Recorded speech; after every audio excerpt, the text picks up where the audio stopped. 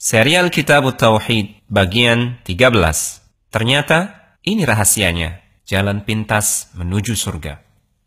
Perjalanan di akhirat adalah perjalanan yang panjang. Untuk menunggu proses pengadilan Allah Subhanahu wa ta'ala butuh waktu yang sangat lama. Bayangkan saja, sehari ketika itu sama dengan 50.000 tahun di dunia. Sebagaimana disebutkan dalam hadis Abu Hurairah radhiyallahu ta'ala anhu dalam Sahih Muslim. Selama penantian itu, situasi sungguh menakutkan dan mencekam. Kita butuh perlindungan dan keamanan dari Allah. Kita butuh naungan Allah. Ketika diadili di hadapan Allah pun, kita akan merasa kerdil. Akan ada rasa takut, rasa yang mencekam, menggerogoti jiwa.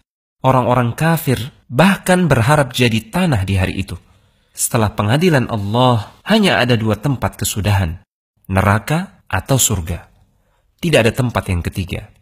Belum lagi bentangan jembatan di atas Jahannam yang harus dilalui sebelum menuju surga.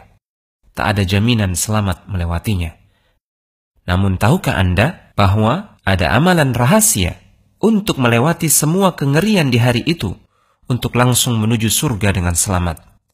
Ibnu Abbas radhiyallahu ta'ala anhu meriwayatkan bahwasanya Rasulullah SAW pernah bersabda di hadapan para sahabat, yang artinya, telah diperlihatkan kepadaku sekumpulan umat. Aku melihat ada seorang nabi dengan umatnya yang jumlahnya tidak sampai 10 orang. Aku juga melihat seorang nabi yang hanya punya 1 atau 2 pengikut.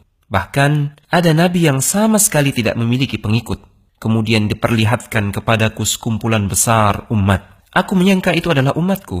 Dikatakan kepadaku, itu adalah Musa dan umatnya. Lantas aku melihat sekumpulan umat dengan jumlah yang sangat besar. Kemudian dikatakan kepadaku, ini adalah umatmu. Di antara mereka ada 70.000 orang yang akan masuk surga tanpa hisab, tanpa perlu diperiksa dan diadili di padang mahsyar, dan tanpa adab. Kemudian beliau SAW bangkit lalu masuk ke rumah. Terjadi pembicaraan yang ramai setelahnya di antara para sahabat. Perihal siapakah mereka 70.000 orang tersebut. Seperti apa amalan yang mereka amalkan? Ada yang mengatakan mungkin mereka adalah yang senantiasa menemani Nabi SAW. Ada lagi yang mengatakan mungkin mereka adalah generasi yang terlahir dalam keadaan Islam dan belum pernah berbuat kesyirikan sedikit pun kepada Allah. Belum tersentuh oleh zaman jahiliyah yang syarat akan kesyirikan. Kemudian mereka menyebutkan beberapa hal lainnya. Nabi kembali keluar menemui para sahabat, lalu bersabda mengabarkan tentang siapa mereka. Yang artinya, mereka adalah orang-orang yang tidak meminta untuk diruqyah, tidak meminta untuk diobati dengan besi panas, tidak tatayyur atau beranggapan sial gara-gara burung atau yang semisalnya. Dan mereka senantiasa hanya bertawakal kepada Allah semata. Salah seorang sahabat yang bernama Ukashah bin Mihsan radhiyallahu ta'ala anhu lantas berdiri seraya berkata, "Duhai Rasulullah sallallahu alaihi wasallam, doakan agar aku termasuk mereka." Rasulullah sallallahu alaihi wasallam bersabda, "Engkau termasuk di antara mereka." Ada lagi yang berdiri mengatakan hal yang sama, "Doakan aku juga agar termasuk mereka, duhai Rasulullah sallallahu alaihi wasallam." Beliau menjawab, "Engkau sudah keduluan, Ukashah." Hadis ini sahih diriwayatkan oleh Imam Al-Bukhari dan juga Imam Muslim.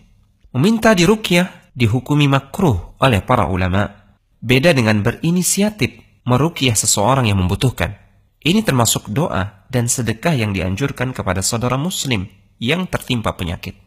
Ada unsur penyandaran diri kepada makhluk manakala seseorang meminta untuk diruqyah. Selayaknya dia meruqyah diri sendiri dan langsung berdoa memohon kepada Allah Subhanahu wa ta'ala sebagai wujud kesempurnaan tawakal di hati. Para ulama menjelaskan bahwa meminta ruqyah, mempraktekkan kai atau pengobatan dengan besi panas, beranggapan sial gara-gara burung gagak hitam misalkan, adalah perbuatan yang bertentangan dengan tawakal dan kesempurnaan tauhid. Mereka yang masuk surga tanpa hisab dan tanpa adab adalah orang-orang yang totalitas dalam bersandar dan bertawakal kepada Allah dalam setiap urusan mereka. Pikiran, lisan, dan raga mereka tetap berikhtiar untuk meraih tujuan. Namun hati mereka tidak bergantung kepada siapapun juga, tidak berharap kepada apapun juga, kecuali hanya kepada Allah semata. Inilah sifat-sifat mereka yang akan melenggang ke surga tanpa hisab dan tanpa adab. Semoga Allah menjadikan kita di antara mereka. Telegram channel Kristal Iman.